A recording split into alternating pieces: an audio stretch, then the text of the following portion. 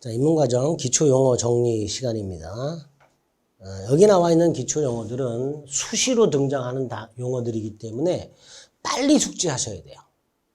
빨리 익숙해지셔야 됩니다. 그러니까 어디에서든 여러분들이 만날 수 있는 용어들이기 때문에 보자마자 이게 뭘 의미하는지가 머릿속에 딱딱 들어오셔야 됩니다. 직관적으로. 아시겠죠?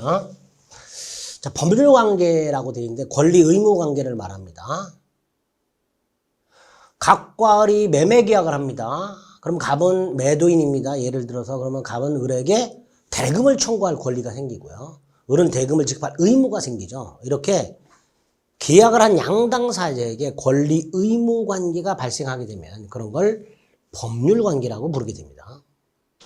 이거하고 생각해 보시면 돼요. 예를 들어서 갑이 친구 을에게 주말에 술을 사주겠다고 약속을 했어요. 이거 권리 의무 관계일까요? 아닐까요? 아닙니다. 왜 아닐까요? 예를 들어 갑이 약속을 안 지켜요. 그럼 우리는 소송을 통해서 국가로부터 보호를 받을 수 있을까요? 안 되지요. 권리 의무 관계라는 건 그 권리 의무 관계가 깨졌을 때 국가를 통해서 권리 의무 관계를 해결해 줄 수가 있어요. 하지만 친구에게 술 약속을 안 지켰다고 해서 상대방이 고소를 하거나 소송을 제기할 일은 없죠. 또 소송을 제기하더라도 법이 받아주지 않습니다. 이런 건 권리 의무 관계라고 하지 않습니다. 결국 권리 의무 관계는 그 분쟁에 대해서 국가가 법을 통해서 개입을 하게 됩니다. 그런 걸 법률 관계라 한다. 자, 그 다음에 권리와 권한을 구별해야 되는데, 권한이란 타인을 위해서 자기 자신이 아니라 다른 사람을 위해서 일정한 행위를 할 수 있는 지위, 이거를 권한이라 한다 그랬죠. 대표 중에 뭐가 있죠? 대리권이 있죠.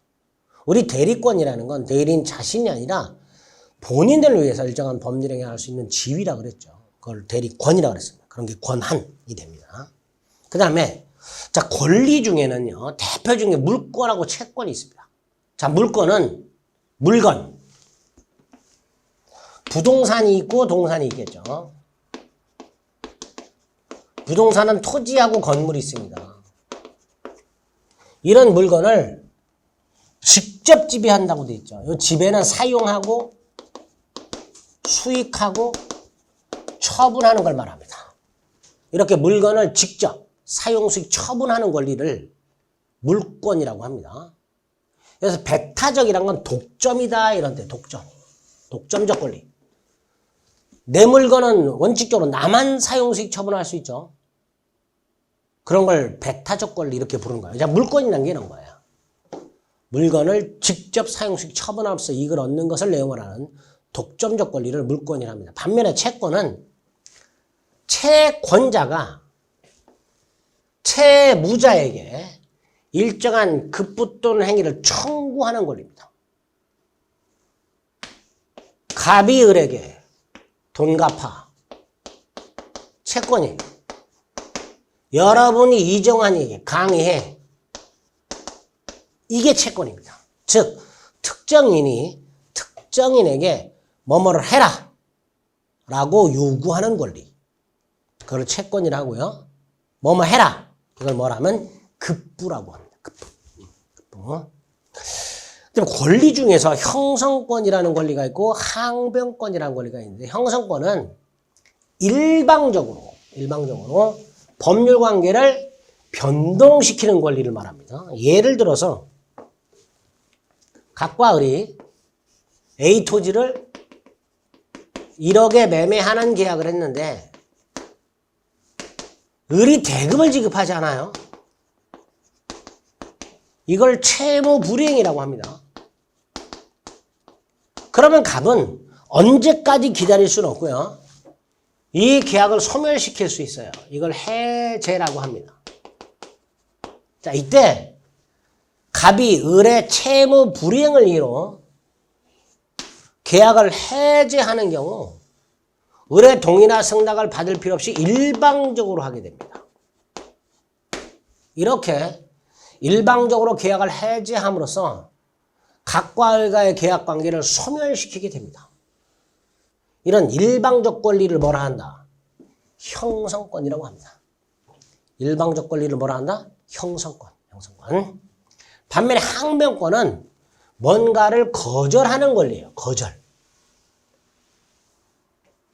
뭔가를 거절하는 권리인데 예를 들어서 각과 을이 A 토지를 1억에 매매를 하고 1월 10일 날 1월 30일 날 갑은 을에게 등기를 넘겨주고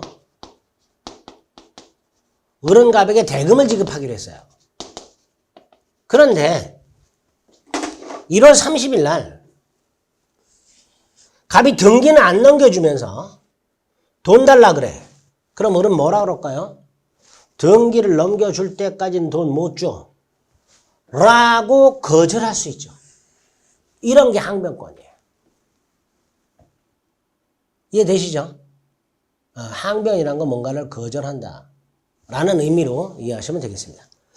자, 그 다음에 법률요건과 법률효과가 나왔는데 이거 우리 입문에서 봤죠. 법률요건이라는 게 뭐였어요?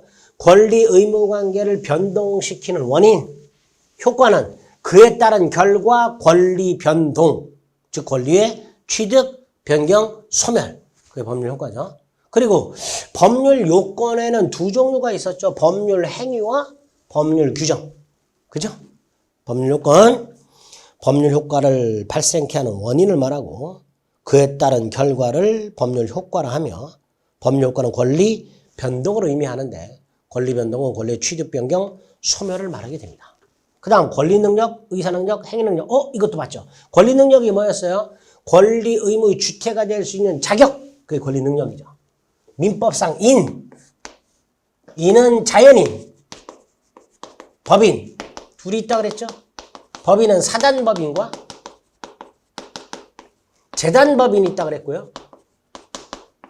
법인이 되려면 반드시 뭐가 있어야 된다? 설립등기.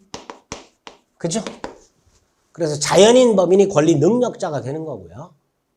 법인은 사단법인과 재단법인이 있습니다. 자, 이때 설립등기를 하지 않은 사단이나 재단이 있어요. 이런 걸 뭐라 그럴까요? 권리 능력 없는 사단. 뭐 이렇게 부르겠죠. 권리 능력 없는 재단. 이렇게 부르겠죠. 자, 의사 능력은 정신적 판단력을 말한다 그랬죠. 그리고 의사 능력이 없는 사람을 의사 무능력자 그랬죠. 뭐가 있었죠? 만취한 자가 있죠. 자, 근데 의사 능력은 기준이 있을까요? 없을까요? 없죠. 사람마다 만취의 기준이 다르잖아요. 소주 한 잔만 먹고도 만취하는 사람이 있고 대병 먹어야 만취하는 사람이 있잖아요. 그러니까 의사 능력은 기준을 세울 수가 없어요. 그래서 우리 민법에 의사 능력에 관한 구체적 기준은 없습니다. 어쨌든 의사 무능력자는 만취한 자를 말하게 됩니다. 이런 의사 무능력자가 법률행위를 하면 무효죠. 반면에 행위 능력은 법률행위 능력을 말하는데 단독으로 완전하고 유효한 계약 따위를 할 수 있는 능력을 말하게 되고 우리 민법은 제한 능력자 제도를 만들어 놨죠. 제한 능력자가 뭐가 있었죠? 미성년자, 피한정 후견인, 피성년 후견인이 있었죠. 이런 개념들을 자꾸 눈으로 확인해서 이걸 물어보는 문제는 안 나와요. 이 개념을 물어보는 문제는 안 나옵니다. 안 나오지만 교재 곳곳에서 시험지문 곳곳에서 등장하는 용어들이니까 되도록이면 빨리 익숙해지시기를 다시 한번 부탁을 드리겠습니다. 아시겠죠?